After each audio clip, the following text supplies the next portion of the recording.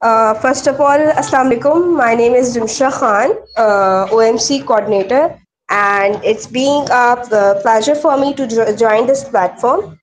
Okay, today I'm hosting the session on the topic Professional Indemnity Insurance, conducted by Mr. Nasir Siddiqui. As you all guys know, this session is of 1 hour, in which we are having half an hour for our presentation, and in the remaining time, we will having question and answer session.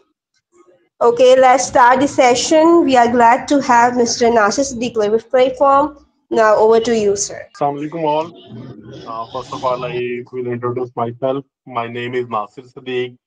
I did ACI from Chartered Insurance Institute and CPCU from the Institute USA, and then having MBA in Insurance and Risk Management degree. I am currently working in IGI General Insurance as a team lead underwriting from last 11 years. And now with the EIPCP to promote the insurance awareness in Pakistan, I have joined hand with the Rana Nuidur Rahman, the founder of EIPCP. So I am very thankful to Rana Nuidur Rahman to provide us opportunity to learn from each other experience and from their knowledge and the learning. So today's session is the one of the liabilities line, the professional indemnity insurance. Uh, Very popular insurance product nowadays in Pakistan. The increasing demand day by day due to the more awareness from client side and some international requirements. So let's start the session. Professional indemnity insurance. So today's session, we have the key learning on the main 10 topics we have. The definition of the professional indemnity insurance, the who needs it, key coverage features, what is does not cover, the why it's matter in Pakistan. Then we discuss some case studies, the sample proposal form and quotations, its benefit to the professionals, then calculation, and then in last the interactive question answer session. So let's start. So if we look at the basic definition of professional indemnity insurance, it's also known as error and omission insurance that protect professionals and organizations from financial losses arising from legal liability due to errors, omission, negligence, or breach of professional duty committed while rendering professional services. तो basically professional indemnity insurance जो है वो protect करती है, तहफ़्फ़ुज़ provide करती है professionals को इनके प्रोफेशनल वर्क में कोई लायबिलिटी इनके ऊपर अराइज होती है इनकी नेग्लिजेंस की वजह से, कोई एरर आ जाता है कोई एडवाइस देते हुए, आप या कोई भी इनकी जॉब जो प्रोफेशनल जॉब कर रहे हैं उसमें आप अगर आप इंजीनियरिंग से रिलेटेड जॉब में है तो आपने कोई डिजाइन गलत डिजाइन कर दिया उसकी वजह से प्रोजेक्ट डिले होता है. So these are sort of some negligence and sort of some cases जिनकी वजह से आपके ऊपर लायबिलिटीज आ सकती हैं. कुछ आपके क्लाइंट्स हैं जो आपको सू कर सकते हैं, आपके ऊपर क्लेम कर सकते हैं. हम इसको डिटेल में on later stage we will see. Simple term, it safeguards professionals against claim from clients who allege that they have suffered losses due to professional mistake, poor advice, or inadequate services. So, professional indemnity protect करेगी जब उनका कोई client claim करेगा कि हमने financial loss सफर किया है, कोई रेपुटेशनल लॉस सफर किया है आपकी प्रोफेशनल मिस्टेक की वजह से, आपकी रॉन्ग एडवाइस की वजह से, या आपकी इनएडुकेट सर्विसेज की वजह से. तो definition is a very clear और ये हमें कंसेप्ट दे रही है कि actually professional indemnity insurance protect क्या कर रही है. अच्छा, लेट्स सी कि ये किन लोगों को इसकी जरूरत है. PI is a crucial for individuals and firms that provide advice, consultancy, or professional services, including doctors, surgeons, and hospitals. Very critical for the doctors, surgeons, जो मेडिकल के शोबा से वाबस्ता लोग हैं उनके लिए, क्योंकि during the prescription, during operation, during surgery को अगर डॉक्टर प्रोफेशनली नेग्लिजेट करते हैं उसकी वजह से पेशेंट की डेथ हो जाती है या पेशेंट कॉम्प्लिकेशन का शिकार हो जाता है, तो मे बी जो पेशेंट है उसके लवाकिन डॉक्टर के खिलाफ या हॉस्पिटल के खिलाफ केस कर देते हैं, जिसकी वजह से हॉस्पिटल की रेपुटेशन भी ऑन स्टेक होती है और सेकंड उसको फाइनेंशियल पेनल्टीज भी पे करना पड़ती है. So very important for the doctors, lawyer and legal advisor similarly lawyer and legal advisor वो भी इसी तरह के शोबा से मुंसलिक हैं, जिसमें आपने दूसरों को एडवाइस देना होती है, दूसरा ने आपकी एडवाइस पे एक्ट ऑन करना होता है। और अगर आपने एडवाइस किया और कोई रॉन्ग आपने एडवाइस कर दिया अपने क्लाइंट को और उसकी वजह से उसे कोई सफर करना पड़ता है, that will cover in professional indemnity. Architecture and engineer, chartered accountant and auditors, IT consultant and software developers.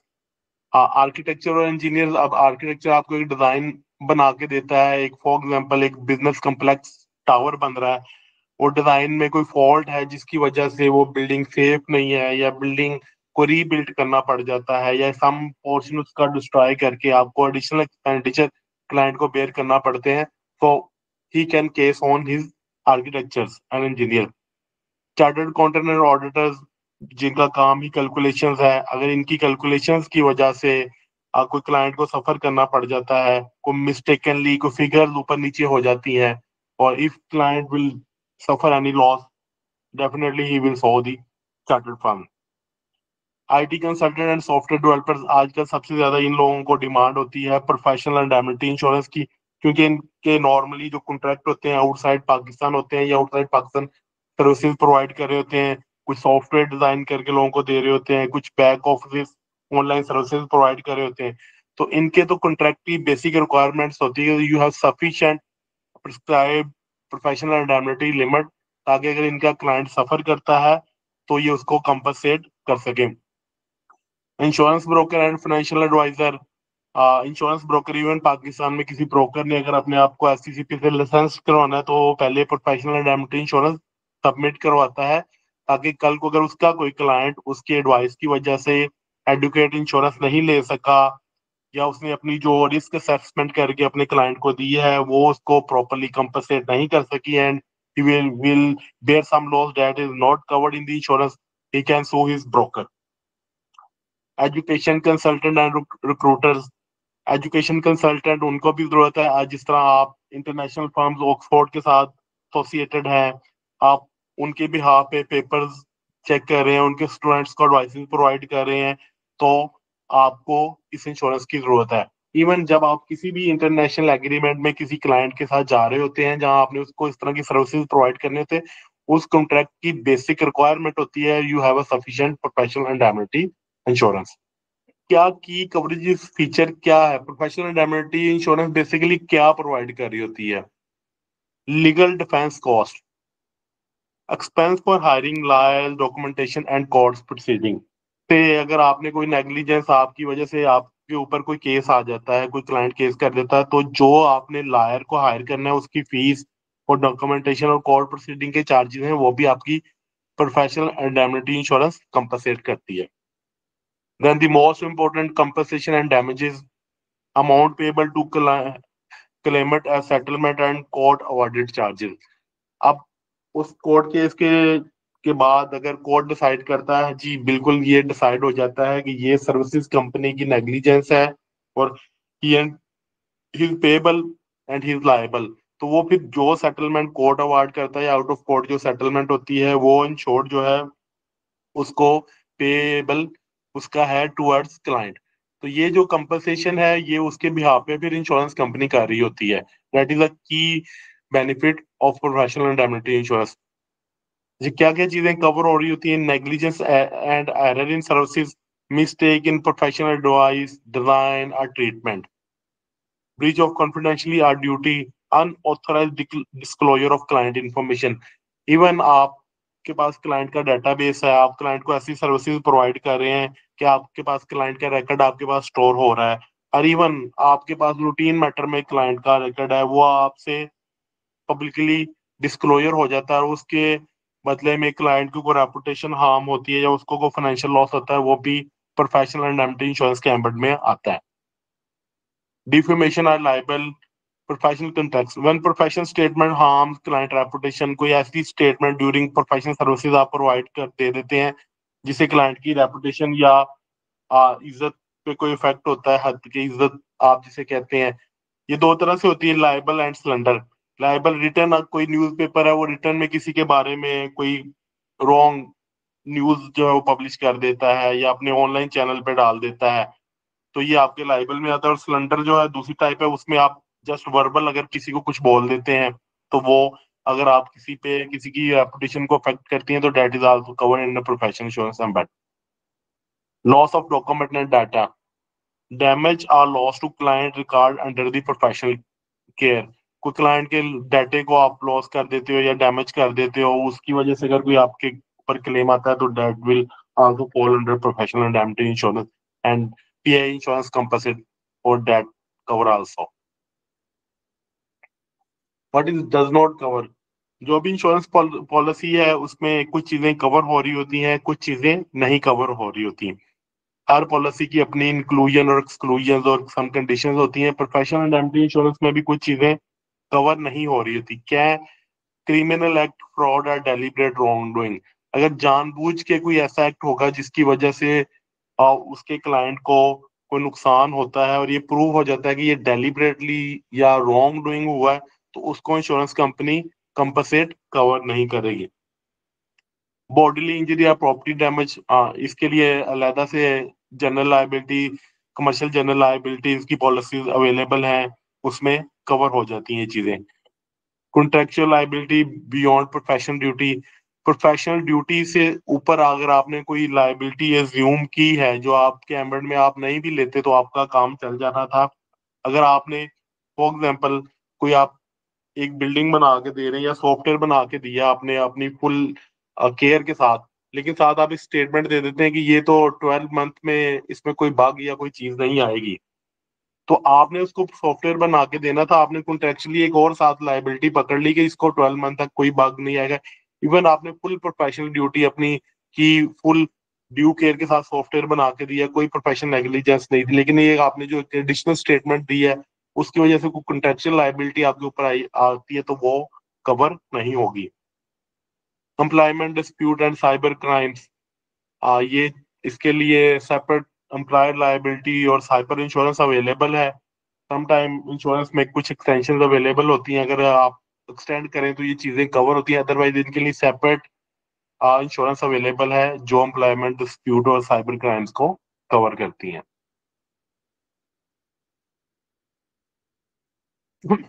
अब देखते हैं जी पाकिस्तान में ये क्यों इम्पोर्टेंट है, why it's matter in Pakistan. Pakistan भी एक ग्रोइंग कंट्री है। In Pakistan evolving service cum economy specially in health care, legal, financial, construction and IT sector, clients are becoming increasingly aware of their rights and often seek legal remedies for professional negligence।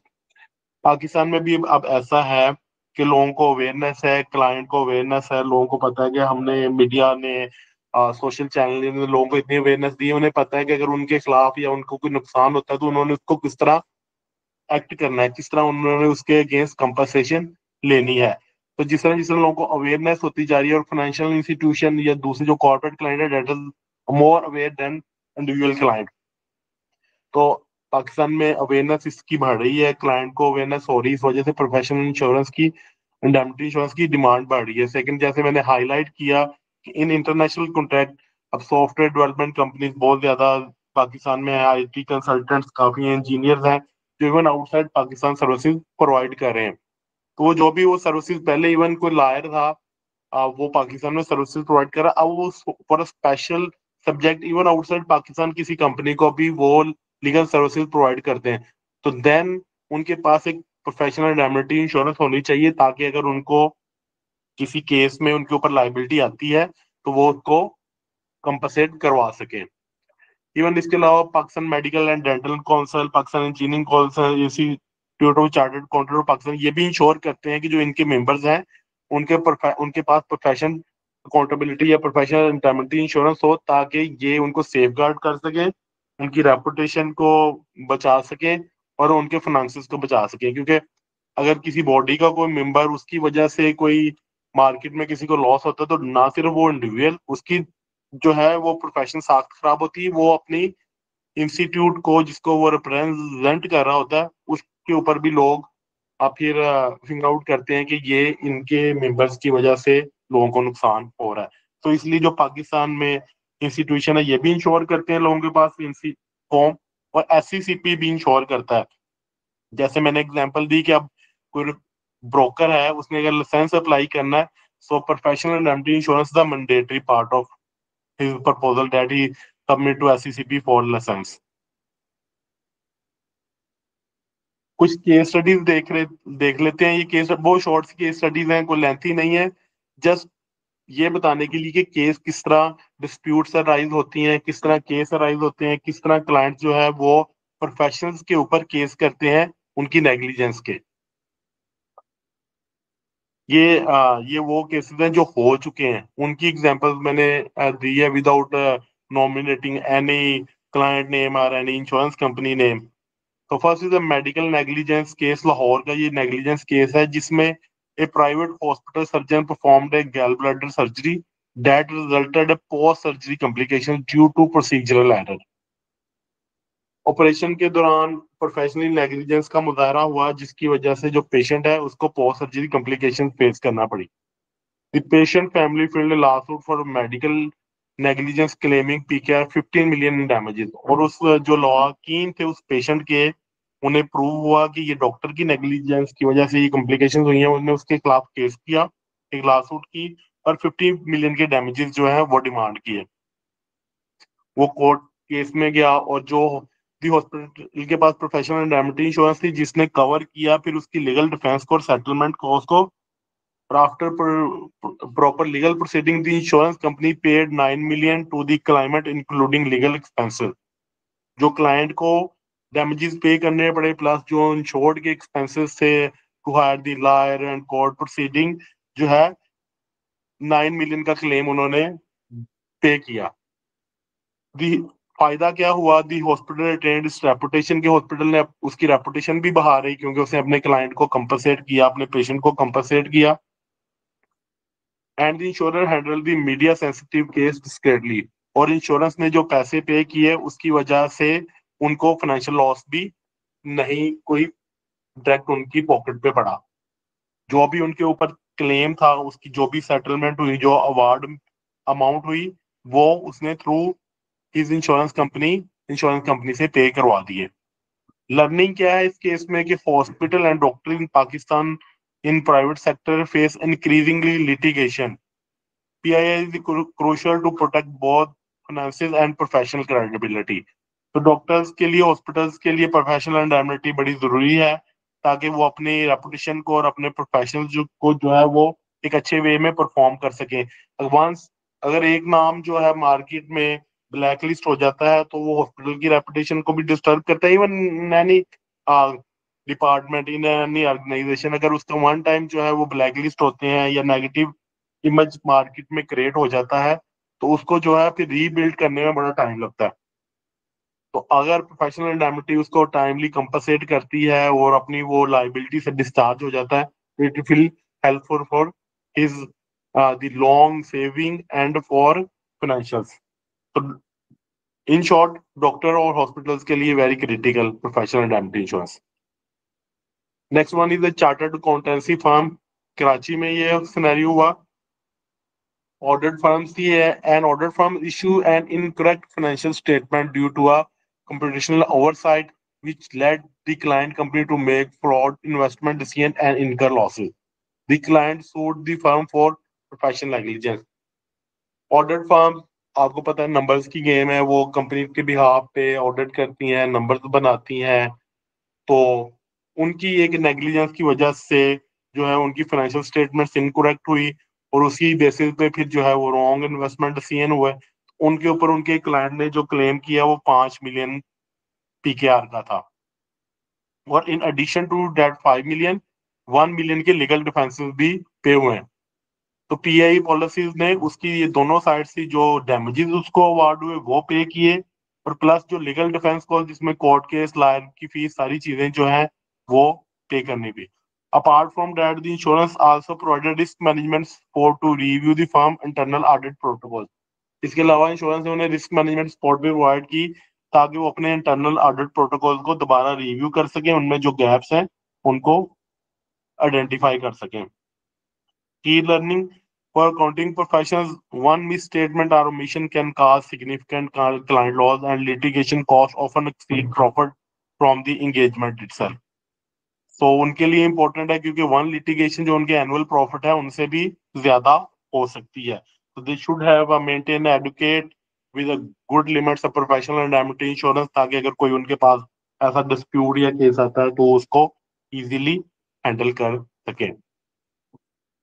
Architecture firm Islamabad, an architecture consultancy designed a commercial plaza that later showed structure flaws due to design error. The project owner claimed heavy financial damages due to reconstruction cost and delay. जैसे हमने पहले बात की, firm ने प्लाजे का design किया लेकिन design error था, जिसकी वजह से उसको कुछ चीजें गिरा के दोबारा रीबिल्ड करनी होगी, तो रिकंस्ट्रक्शन आई हैं और प्रोजेक्ट जो है वो भी उसका डिले हुआ है।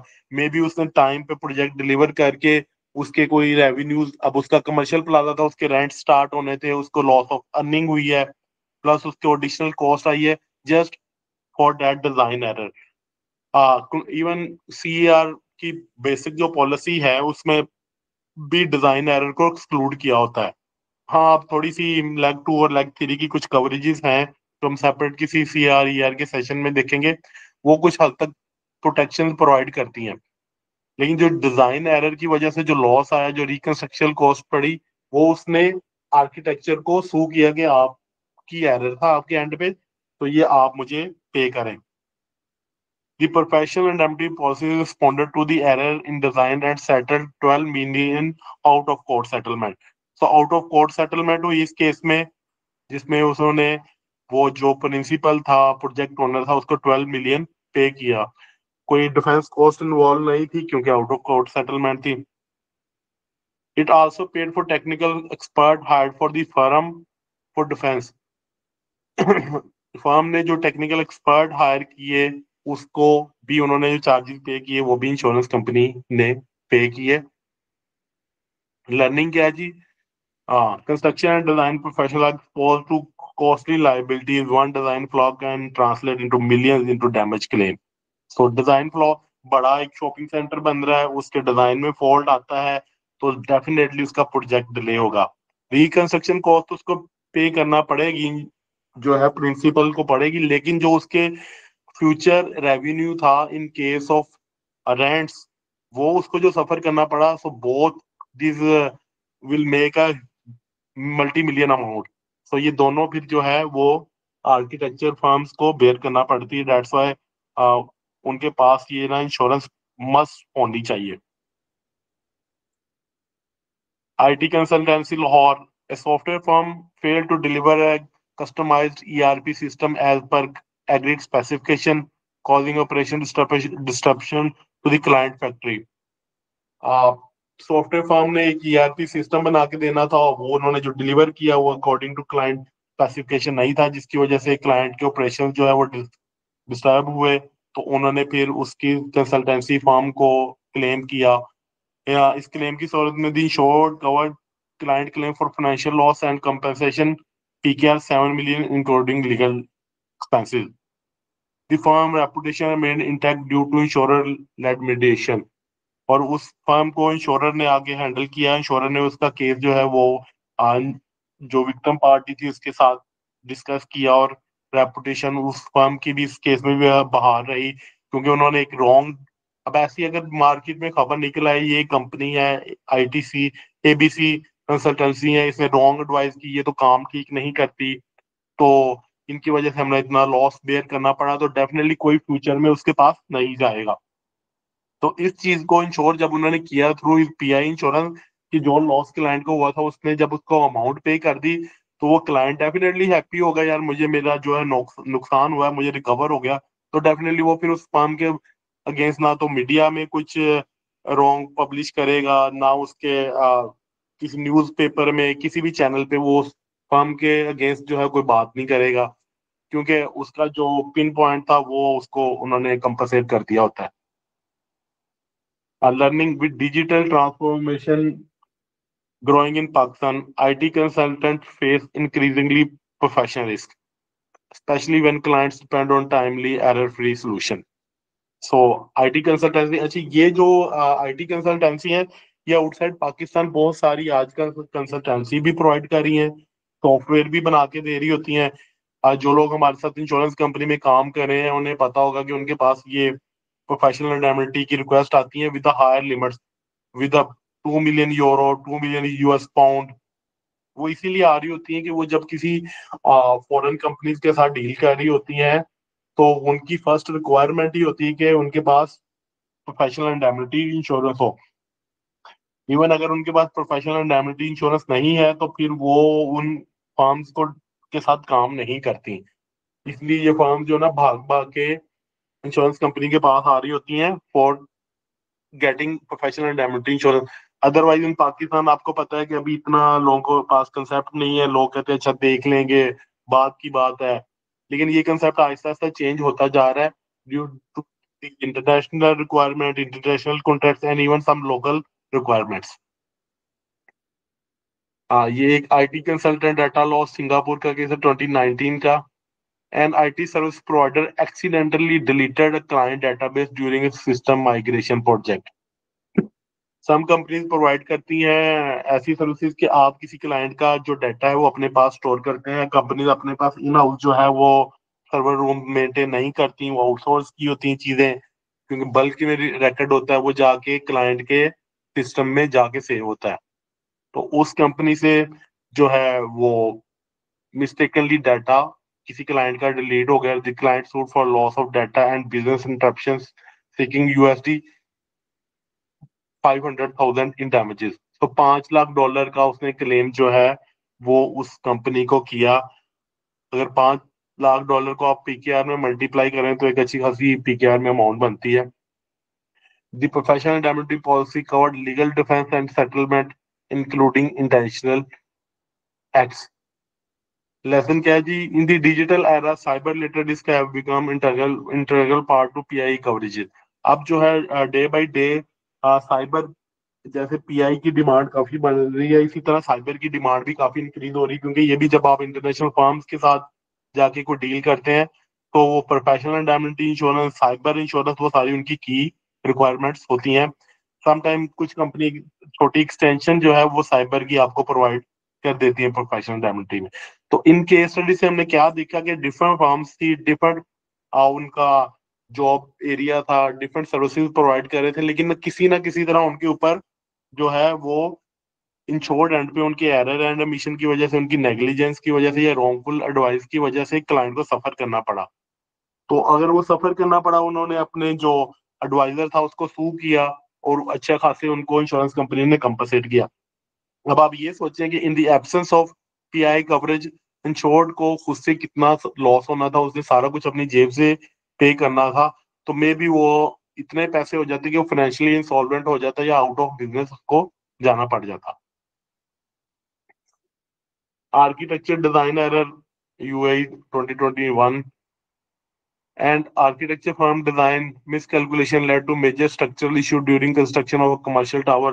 you know के UAE में टावर्स जो है, दुबई में तो काफी टावर्स का ट्रेंड है, वहाँ मल्टी स्टोरी इवन टावर्स हैं, लॉन्ग हाई राइज काफी ज्यादा है। तो वहाँ इस तरह जो वहाँ फार्म्स काम कर रही है उनके लिए कितना क्रिटिकल के वो डॉलर में जो है वो उनकी कॉस्ट है, $1 million में वहाँ कमर्शियल प्लाजा की कॉस्ट है। तो अगर वहां कोई डिजाइन फॉल्ट आता है उसकी वजह से लॉसेस अब 10 मिलियन UAD दिरहम का जो डैमेजेस है इस कंपनी को पड़ा। तो प्रोफेशनल इंडेमनिटी इंश्योरेंस की इंपॉर्टेंस का आप लोगों को काफी हद तक आइडिया हो गया होगा कि ये किस किस प्रोफेशन में है, क्यों जरूरी है, क्या इसके इम्पैक्ट है और क्या फ्यूचर्स आउटकम हो सकते हैं। ये एक प्रपोजल फॉर्म का सैंपल अटैच है। आ, इसके 3-4 पेजेस हैं, लेकिन मैं आपको थोड़ा सा जस्ट ओवरव्यू दे देता हूँ कि इसमें प्रोफेशनल इंडेमनिटी की जब रिक्वेस्ट आती है क्लाइंट से तो हमें किन चीज़ों की इंफॉर्मेशन की जरूरत होती है। क्योंकि एक सर्टन लिमिट्स तक तो पाकिस्तान की इंश्योरेंस कंपनियां जो है वो आपको प्रोफेशनल इंडेमनिटी प्रोवाइड करती हैं for the huge and large limit they have to refer the case to the international market.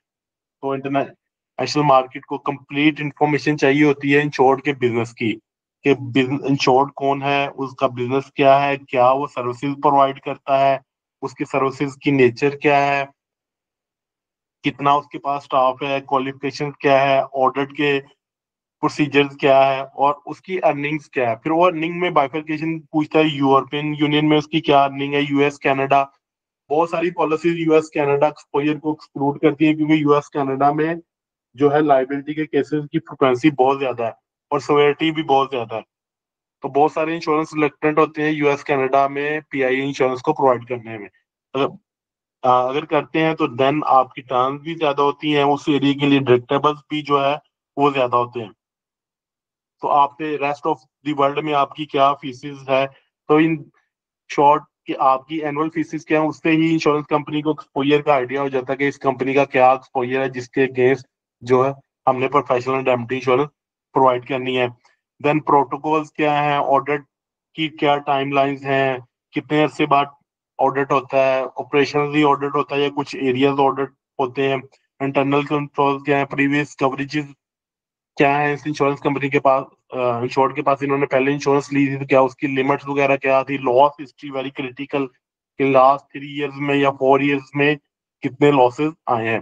तो ये सारी इंफॉर्मेशन इस प्रपोजल फॉर्म पे इंश्योर्ड जो है वो प्रोवाइड करता है इंश्योरेंस कंपनी को, ताकि वो उस पे उसको एक कोटेशन प्रोवाइड कर सके। और लास्ट में उसको कंपनी साइन स्टैम्प करती है इस डिस्क्लोजर के साथ कि जो इन्फॉर्मेशन उसने प्रोवाइड की है वो सारी ट्रू है।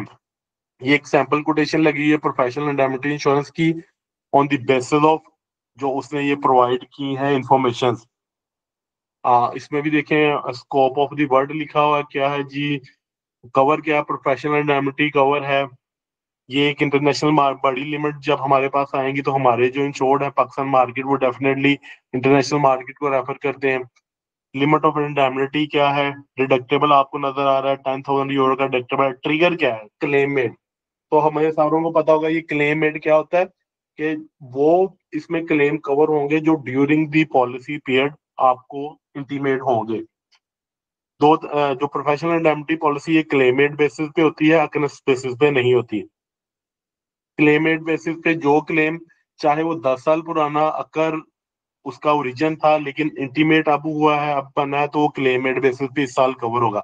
इसलिए जो इंश्योर्ड है उसको इंश्योर करना चाहिए कि उसके पास कंटिन्यूसली इंश्योरेंस कवरेज है, ताकि अगर कोई पिछली पॉलिसी से या उससे पिछले साल से कोई क्लेम निकल के आता है तो उसके पास जो एट टाइम पॉलिसी है वो उसको कंपनसेट कर सके। कंडीशंस क्या है, एक्सक्लूजन एक्सटेंशन, ये कुछ जो है इसमें सबसे इम्पोर्टेंट सब्जेक्टिविटी लगी होती है, no known and reported loss which may lead to a claim at a date. कि इंश्योर्ड की नॉलेज में होना चाहिए कि कोई ऐसा क्लेम या ऐसे सर्कमस्टांसेस नहीं है जिसकी वजह से इस पॉलिसी के इशू होते ही कोई क्लेम आ जाए। तो इसलिए इसमें ये कंफर्मेशन इंश्योर्ड से ली जाती है कि वो कंफर्म करे कि कोई नॉन और रिपोर्टेड लॉस टिल डेट नहीं है।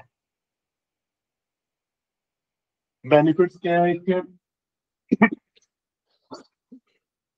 सॉरी, बेनिफिट्स टू प्रोफेशनल देखते हैं। Financial protection against expensive law suits, retention of reputation and client trust. जो ये हमने देखे जो इतने इतने बड़े बड़े लॉसेस थे, ये उनके अगेंस्ट जो है प्रोटेक्शन प्रोवाइड की है। उस जो डिफेंस कॉस्ट थी, उसकी लीगल कॉस्ट थी, या एक्सपर्ट आपने एडवाइजर हायर किया उसकी कॉस्ट जो है वो प्रोफेशनल इंडेमनिटी पॉलिसी पेयर करती है। Retention of reputation and client trust, जब आप क्लाइंट को कंपनसेट कर देते हैं, आपके एंड से कोई एरर था, आपके एंड से कोई मिस्टेक थी, या आपके कोई डिजाइन फॉल्ट था, को एडवाइस में को मसला हुआ है, तो उसकी वजह से जब आप क्लाइंट को कंपनसेट करेंगे तो डेफिनेटली क्लाइंट का ट्रस्ट भी आपके ऊपर डेवलप रहेगा। उसे पता होगा यार इस पास्ट में एक प्रॉब्लम आया था, इसने मुझे फुल कंपनसेट किया था, तो वो प्रेफर करेगा कि मैं इसी फॉर्म के साथ दोबारा काम करूं। और उसकी रेपुटेशन वो भी किसी स्टेक पे नहीं जाएगी, मार्केट में उसका जो अच्छा नाम है वो रहेगा। से अगर वो उसके ऊपर एक क्लेम आ जाता है, वो पे नहीं करता, तो मार्केट पूरी में उसकी रेपुटेशन खराब होगी। ये तो कंपनी ऐसी एक तो प्रोफेशनली प्रॉपर काम नहीं करते, समटाइम हम कहते हैं ना प्रोफेशनल लोग नहीं है, प्रोफेशनली काम नहीं करते, तो इनके साथ हमने काम नहीं करना। तो वो फिर न्यूज पूरी मार्केट में स्प्रेड करती हो जाती है, फिर लोग काम नहीं करते उनके साथ। Compliance with the industry standards, SCCP की रिक्वायरमेंट्स हैं, ये मैंने बॉडी मेडिकल बॉडी आपको बताई, चार्टर्ड अकाउंटेंसी के स्टैंडर्ड्स हैं। उनको मेंटेन करते हैं आप, इवन आपके कॉन्ट्रैक्ट्स की रिक्वायरमेंट है, तो प्रोफेशनल इंडemnity इंश्योरेंस आपको इंडस्ट्री स्टैंडर्ड मेंटेन करने में हेल्प करती है। एंड लास्ट जो है, peace of mind to focus on professional excellence. Peace of mind, तो हर इंश्योरेंस पॉलिसी आपको पीस ऑफ माइंड प्रोवाइड करती है। हर इंश्योरेंस पॉलिसी का key feature peace of mind है। पीस ऑफ माइंड होगा तो आप फोकस करेंगे अपनी प्रोफेशनल एक्सीलेंस पे। जब आपको ये डर लगा रहेगा, हो ये मैं करूं या नहीं करूं, ये करूंगा तो इसकी वजह से ये अल्टीमेट इम्पैक्ट मेरे ऊपर आ सकता है, मेरी फर्म के ऊपर आ सकता है। जब आपके पास इस चीज की आपको टेंशन नहीं होगी, आपको पता है I have proper pi coverage, I have proper insurance policy, अगर खुदा ना खास्ता कोई चीज आती है तो मैं प्रोटेक्टेड हूँ, तो फिर आप अपने काम पे भी तवज्जो देते हैं, आप ज्यादा फोकस के साथ काम करते हैं। तो आप जो है अपनी प्रोफेशन को इस तरह ग्रो करते हैं, और वही कंपनीज जो है इसी तरह वो सक्सेसफुल होती हैं जो फोकस करती हैं अपने काम के ऊपर और प्रोफेशनल स्टैंडर्ड्स को मेंटेन रखती हैं। अब कंक्लूजन करते हैं सेशंस का। Professional indemnity insurance is no longer optional. It is a critical risk management tool for Pakistan growing professional and service sectors. जिस तरह हम फायर इंश्योरेंस ले रहे होते हैं लोग, उसको उसमें रिस्क मैनेजमेंट के टूल्स यूज हो रहे होते हैं, फायर फाइटिंग इक्विपमेंट यूज हो रहे होते हैं, हाइड्रेंट्स यूज हो रहे होते हैं, ठीक है, ताकि एज अ इंश्योरेंस तो आपने ली है, लेकिन आप as a risk management tool जो है अपने एसेट्स को प्रोटेक्ट करें ताकि आपकी रेपुटेशन बेर हो। इसी तरह प्रोफेशनल इंडेमनिटी इंश्योरेंस जो है, अब ये ऑप्शन नहीं रही, इसको as a risk management tool use करना चाहिए पाकिस्तान प्रोफेशनल्स को, अपने आप को प्रोटेक्ट करने के लिए, अपने एसेट्स को प्रोटेक्ट करने के लिए, अपनी फार्म्स को, अपनी रेपुटेशन को प्रोटेक्ट करने के लिए।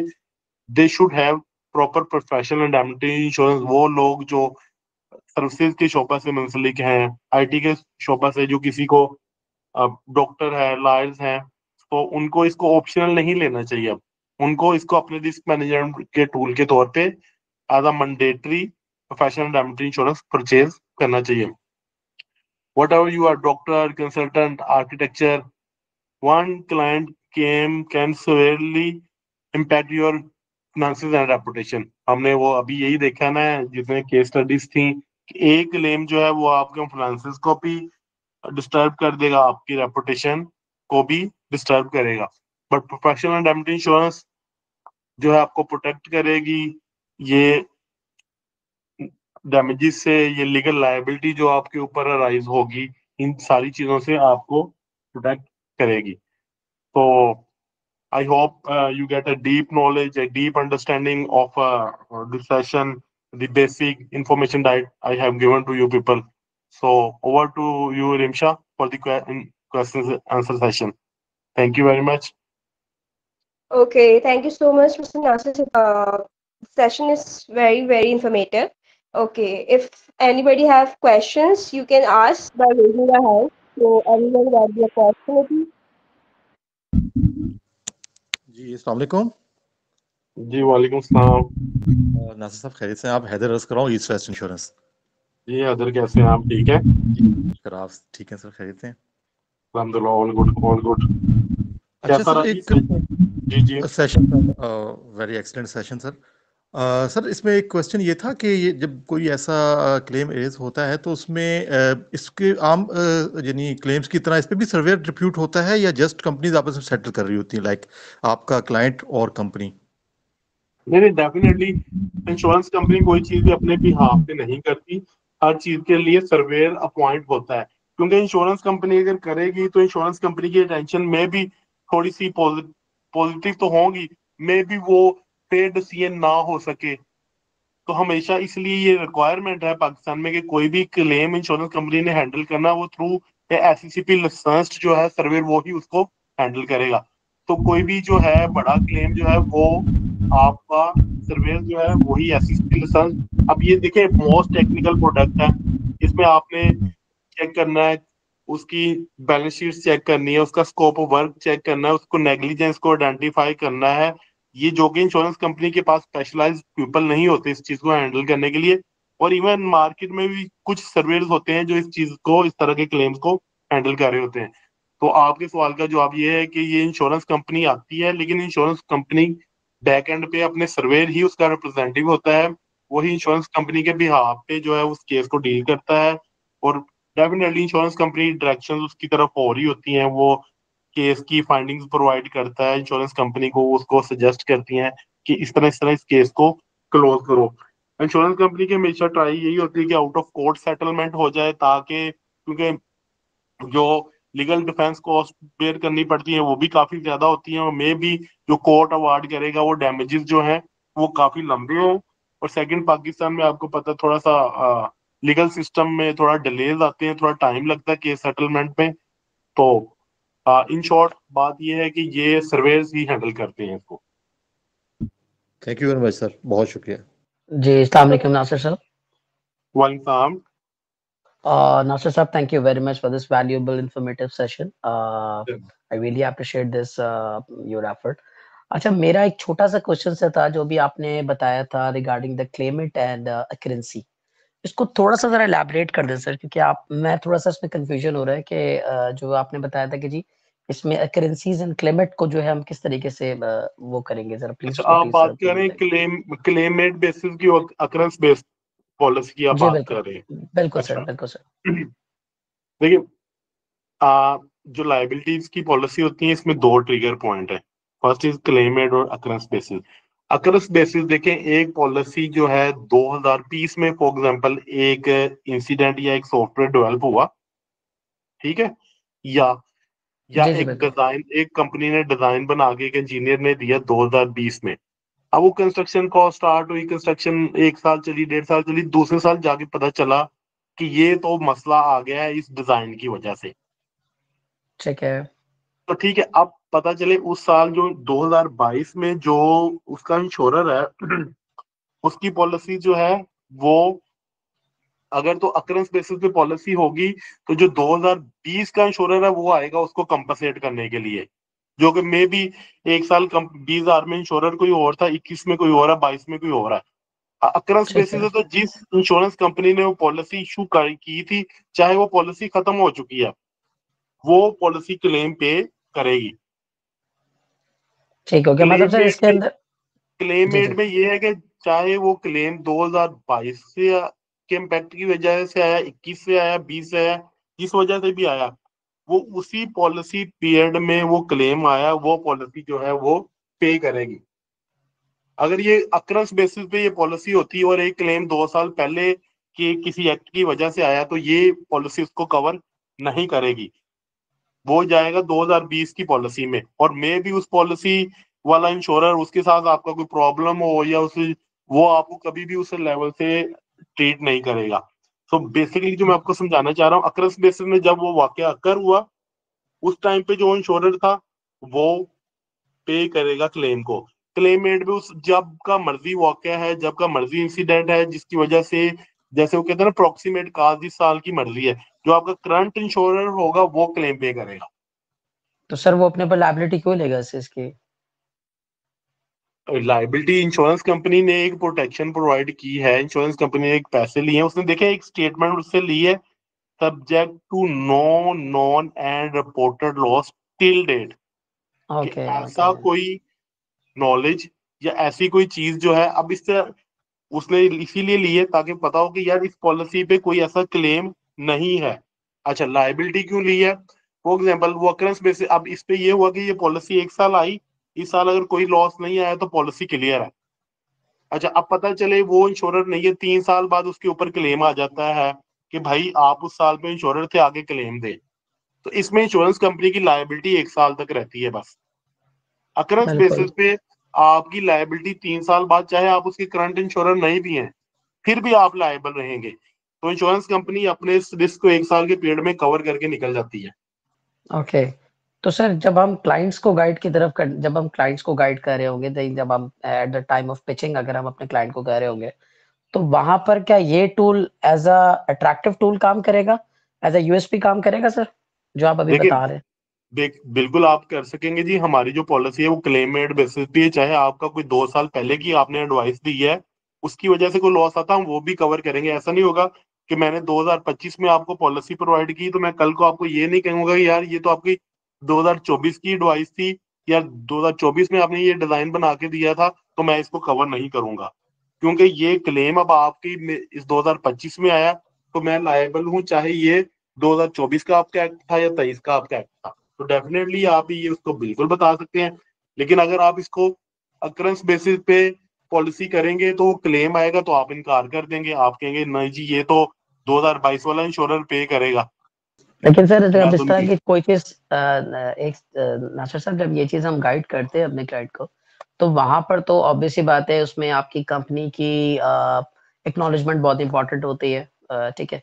और फिर अगर आपकी एक्नॉलेजमेंट होती भी है, और बट जब at the time of claim, आप भी बहुत अच्छी तरह जानते हैं इंश्योरेंस के अंदर कि जब क्लेम आता है तो जो सर्वेयर्स होते हैं और जो अंडर राइटर्स होते हैं उनके वैसे हाथ पर फूले हुए होते हैं। तो वो फिर ऑब्वियस सी बात है कि वो कोई वर्ड ऑफ माउथ अगर आपके खराब हो रहे हो या इस तरह की कोई ये चीजें तो क्रिएट नहीं होती हैं सर एट दैट टाइम, क्योंकि ये जो आपने अभी जिस तरह गाइड किया है, अगर हम ये चीज आगे सेल करते भी हैं और हम ये चीज कम्युनिकेट करते भी हैं, तो वहां पर जाके फिर हमें किसी किस्म की ऑकवर्ड अच्छा सिचुएशन फेस ना हो रही हो। अच्छा, मैं आपको एक चीज में क्लियर करता हूँ, जो ये प्रोफेशनल इंडेमनिटी की पॉलिसी होती है ना, ये होती ही मोस्टली क्लेमेड बेसिस पे है, ठीक है। इसलिए एक ओके। तो ये आपको वरी होने की जरूरत नहीं है, क्लेमेड बेसिस। लेकिन इसमें जो चीज फिर क्लाइंट के एंड पे इंश्योर करना होती है, उसको अपनी कवरेज के अंदर गैप नहीं आना देना चाहिए। क्योंकि अगर फॉर एग्जाम्पल पॉलिसी 31 दिसंबर को एक्सपायर होगी, पॉलिसी क्लेमेड बेसिस पे, अच्छा उसके बाद जो है आप 1 महीने का गैप ले लेते हैं, जनवरी में उसने पॉलिसी नहीं ली, अब उसका एक पुराना क्लेम जो कि उसको इंटीमेट हो जाता है जनवरी के अंदर, क्योंकि उसकी पॉलिसी तो थी क्लेमेड बेसिस पे, तो वो फिर क्लेम पेबल नहीं होता। तो फिर उसको गैप जो है वो उसको किसी सूरत में उसकी पॉलिसी अंदर गैप नहीं, कंटिन्यूसली उसकी कवरेज रहनी चाहिए, ताकि किसी किस्म का भी अगर कोई क्लेम आएगा तो उसकी पॉलिसी पे करेगी। तो ये आपको बिल्कुल वरी सही होने कहा। की जरूरत नहीं है, ये होती ही आपकी जो पॉलिसी है वो क्लेमेड बेसिस पे होती है। नहीं नहीं, ये ट्रिगर पॉइंट है सर जो आपने भी हाईलाइट किया है, thank you very much sir. बिल्कुल अब मैं क्लियर हो गया हूँ, मैं क्लियर हो गया हूँ sir. Thank you sir, sir. Thank you. Okay, anybody else have questions? You may ask. जी अस्सलाम वालेकुम Nasir Sahab, this is Shabak from IGI. मेरा एक सवाल है, can you just briefly distinguish between fidelity insurance and professional indemnity and DNO liability insurance? जी शाबाश। अच्छा, फिडेलिटी गारंटी तो जो है वो आपके एम्प्लॉइज की डिसऑनेस्टी को कवर कर रही होती है। फॉर एग्जांपल, एक फर्म है, ठीक है, वो आपके बिहाफ पे आपके फाइनेंस को देख रहा है, वो आपके कैश को कैरी कर रहा है, वो आपका स्टॉक कीपर है आपके गोडाउन का, वो आपका कैश ट्रांजिट के दौरान लेके भाग जाता है, या आपका वो स्टॉक कीपर था, वो वहां से जो है वो आपके कुछ बैग्स जो हैं, मे बी हम यूरिया के बैग्स की एग्जांपल ले लेते हैं, उन बैग्स को जो है वो लेके निकल जाता है, तो वो आपका फिडेलिटी गारंटी में कवर होता है। जो डी एंड ओ कवर है, director and officer liability cover, वो प्रोटेक्शन प्रोवाइड करता है डायरेक्टर्स को और हाई लेवल ऑफिसर्स को।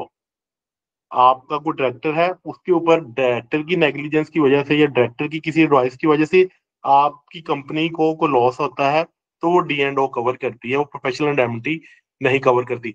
प्रोफेशनल इंडेमनिटी में आपके हर किस्म के एम्प्लॉइज कवर होंगे, क्योंकि वो केस डायरेक्टली आपकी फर्म के ऊपर आएगा। वो जो सॉफ्टवेयर है वो आपके डायरेक्टर ने नहीं बनाया होगा, वो हो सकता है उस फर्म के किसी एम्प्लॉय ने बनाया होगा, या उसके किसी सब कॉन्ट्रैक्टर ने बनाया होगा। तो प्रोफेशनल इंडेमनिटी इंश्योरेंस जो है वो हर कंपनी के हर एम्प्लॉय को कवर करती है, और डायरेक्टली जो है वो टू होता है उस फर्म के नाम पे। तो that is the main basic difference. Right, thank you sir. Welcome sir. इसके रेट्रोएक्टिव के बारे में थोड़ा ब्रीफ करें। अगर रेट्रोएक्टिव डेट इंसेप्शन के नाम पे लिखी हुई है तो फिर तो कवर रहेगा ही नहीं, पिछला कोई कवर वो करेगी नहीं पॉलिसी। सर देखिए, रेट्रोएक्टिव डेट जो है, इसीलिए जो इंश्योरेंस कंपनीज जो है नॉर्मली रेट्रोएक्टिव डेट जो है ना, ये पेंशन ट्रस्टी लायबिलिटी में, पब्लिक लायबिलिटीज में, इनमें तो डला होता है रेट्रोएक्टिव डेट ना, या प्रोडक्ट लायबिलिटी की डेट में लगा होता है। अब कुछ पॉलिसीज में रेट्रोएक्टिव इंसेप्शन डेट इसीलिए डला होता है ना, इंश्योरेंस कंपनी अपने आप को कवर करना चाह रही थी for this specific period only, ठीक है। अब ये इंश्योर्ड पे क्लाइंट पे डिपेंड करता है कि वो किस तरह की रेट्रोएक्टिव डेट जो है वो इंश्योरेंस कंपनी के साथ मैनेज करता है। बहुत सारे क्लाइंट्स को अभी आइडिया ही नहीं है पाकिस्तान में कि रेट्रोएक्टिव डेट होती क्या है और किस तरह चलती है। तो इसीलिए जो आपके पुराने क्लाइंट है वो देखें, अगर आपकी उनकी पॉलिसी इन कंटिन्यूएशन आपके साथ चल रही होती तो उन्होंने 2010 की जो है वो रेट्रोएक्टिव डेट डाली होती है। जिस कंपनी के पास आप एज अ न्यू जाते हैं तो वो रेट्रोएक्टिव डेट जो है वो आपकी इंसेप्शन डेट से डाल देता है। हाँ, तो इस सिनेरियो में तो फिर क्लेम तो उसका उसी दिन से कवर, अगर कोई भी पिछला क्लेम कवर नहीं होगा, अगर उसने लेट्स से लिख दिया इंसेप्शन, तो इट डजंट मीन कि वो कोई और क्लेम करेगा। देखिए प्रोफेशनल इंडेमनिटी पॉलिसी में रेट्रोएक्टिव डेट नहीं डलती। होती है। नहीं, इसमें अगर आप देखें, ये अगर मैं आपको अभी कोटेशन का आपने फॉर्मेट, शो जो किया था ना अपना, देखें उसमें भी दली हुई है और होती है usually retroactive date, proposal form में भी होती है, उसमें भी मांगते हैं। इसको लेके अभी स्किप आपने करवाया दिखाई जा थी, सकता है। आपने कोटेशन अभी एक शेयर की थी हमारे साथ, देखें कोटेशन स्लिप इसको थी आपके इसको पास एक। इसको स्किप जो है वो करवाया जा सकता है, ऐसा नहीं है। अगर इंश्योर्ड को अवेयरनेस है, इंश्योर्ड को, इंश्योरेंस कंपनी हमेशा जो है वो कोशिश करती है कि अपने आप को कवर लेके चले। अगर वो रेट्रोएक्टिव डेट उसकी पुरानी करा लेता है तो उसको कर देता है। हाँ, यानी ये at the time of Inception negotiate किया जा सकता है। जी बिल्कुल। आप कोटेशन स्लिप एक बार फिर शेयर करें उसमें, क्योंकि वही इंसेप्शन उसने लॉक किया हुआ था। ये देखिए कोटेशन आपके सामने है। ये देखिए इसने 1 million euro 10,000 retroactive date inception लिखा हुआ है इसने। हम्म। तो इसने वो कर इसको देते 1 हैं ना। जून से, आपको पता है इंश्योरेंस कंपनी की पहली प्रोटेक्शन यही होती है कि अपने आप को फर्स्ट सेव करके रखता है कि जो पुराने क्लेम है ना उनसे मेरी बचत हो जाए। तो ये insurance company exactly, sometime requirement आती है, ये खत्म कर दे, फिर इंश्योरेंस कंपनी को खत्म करनी भी पड़ती है। यस राइट, यानी ये एक फैक्ट है, ये होता है। और जी एक जी और चीज नासिर साहब, इसको थोड़ा सा, अगर आपके थोड़ा और टाइम है, इन लोग को एक चीज एसपीपीआई के बारे में भी एक थोड़ा सा ब्रीफ कर दें। यानी जो सिंगल प्रोजेक्ट प्रोफेशनल इंडेमनिटी होती है वो रिस्ट्रिक्टेड होती है ना, प्रोजेक्ट वाइज होती है। अच्छा, वो देखिए मैंने जैसे बताया कि पाकिस्तान में जो अब लोग इंश्योरेंस, ज्यादातर जो रिक्वेस्ट आ रही है ना वो सिंगल प्रोजेक्ट की बेस पे ही आ रही होती है कि किसी को एक डेवलपमेंट जो है वो मिली एक प्रोजेक्ट के लिए, हम्म। उसने एक सॉफ्टवेयर डेवलप करके देना है, तो उसको स्पेशली उस प्रोजेक्ट के लिए एक प्रोफेशनल इंडेमनिटी इंश्योरेंस चाहिए होती है। मेनली अब जो पाकिस्तान में इंश्योरेंस कंपनीज के पास लोग आ रहे हैं वो इसी तरह के लोग आ रहे हैं, और उसी में ये जो हायर लिमिट्स वगैरह रिक्वायरमेंट होती है जो बड़ी बड़ी सॉफ्टवेयर कंपनी है वो प्रोवाइड कर रही है, तो वो रिक्वेस्ट जो आती है वो इसी वजह से कॉन्ट्रैक्ट का पार्ट है, क्योंकि प्रोफेशनल इंडेमनिटी इंश्योरेंस तो वो सिंगल प्रोजेक्ट के अगेंस्ट ले सकती है उसमें, लेकिन स्पेसिफिकली वो प्रोजेक्ट जो है वही सिर्फ कवर होगा। और कुछ कंपनी ओपन कवर लेती है कि ड्यूरिंग द ईयर जो है वो आपको कवर मल्टीपल चाहिए, तो प्रोजेक्ट, इसलिए वेरियस हाँ, प्रोजेक्ट, पूरा बिजनेस कवर करे। पूरा बिजनेस, इसलिए वो उससे पूछता है कि आपका यूएस कनाडा की टेरिटरी इन्वॉल्व है या नहीं है, आपके पास यूरोपियन यूनियन का क्या है, फिर आप पूरा जो है उस प्रोजेक्ट से हटके पूरी अपनी अर्निंग बताते हैं। लेकिन जब आप प्रोजेक्ट की बताते हैं तो फिर आप उस प्रोजेक्ट की अर्निंग बता रहे होते हैं, उसी का स्कोप बता रहे होते हैं, तो वो सिर्फ कवर करेगा उसी प्रोजेक्ट को। और जो ओपन पॉलिसी है जैसे कि ब्रोकर्स ले रहे होते हैं, वो उसके पूरे साल के जो है वो जो भी उसकी एडवाइजर है उनको कवर कर रहे होते हैं। अच्छा, इसमें इंश्योरेंस ब्रोकर का जो है रोल, वो भी लेता है ना, वो वो उसके भी लिए सर्विस मैंडेटरी है, प्रोवाइडर है। वो मैंडेटरी है। इवन एससीसीपी उसको लाइसेंस इशू नहीं करता जब तक उसके पास प्रोफेशनल इंडेमनिटी इंश्योरेंस नहीं है, और उसे हर साल जो है वो उसको सबमिट भी करवाना होती है। अच्छा, प्रोफेशनल इंडेमनिटी जो ब्रोकर्स की होती है वो एक सर्टेन अमाउंट तक लिमिट होती है। अगर उसकी गलती से या एरर की वजह से कोई पॉलिसी में कोई फ्लॉ रह जाता है, कुछ हो जाता है कंसल्टेंसी देते हुए, ड्यूरिंग पॉलिसी साइन कराते हुए इंश्योरेंस कंपनी से, और ये डिफाइन हो जाता है कि उसका एरर है, तो उसका जो लिमिट बहुत लिमिटेड कवरेज होता है, और क्लेम्स जब नॉर्मली होते हैं तो वो तो नॉर्मली जो पाकिस्तान में तो आपने देखा, मैंने नहीं देखा कि पाकिस्तान में कोई ब्रोकर की नेग्लिजेंस को किसी ने कोर्ट में लेके गया हो। ये तो 30 मिलियन अवेयरनेस की प्रॉब्लम है। अवेयरनेस नहीं है, नॉर्मली 30 मिलियन, 40 मिलियन, 50 मिलियन से ज्यादा कोई पाकिस्तान में ब्रोकर जो है वो नहीं लेता। लेकिन डेफिनेटली सही है। अगर उसने 50 मिलियन ली है तो उसकी इंश्योरेंस कंपनी की लायबिलिटी तो वहीं तक लिमिटेड है।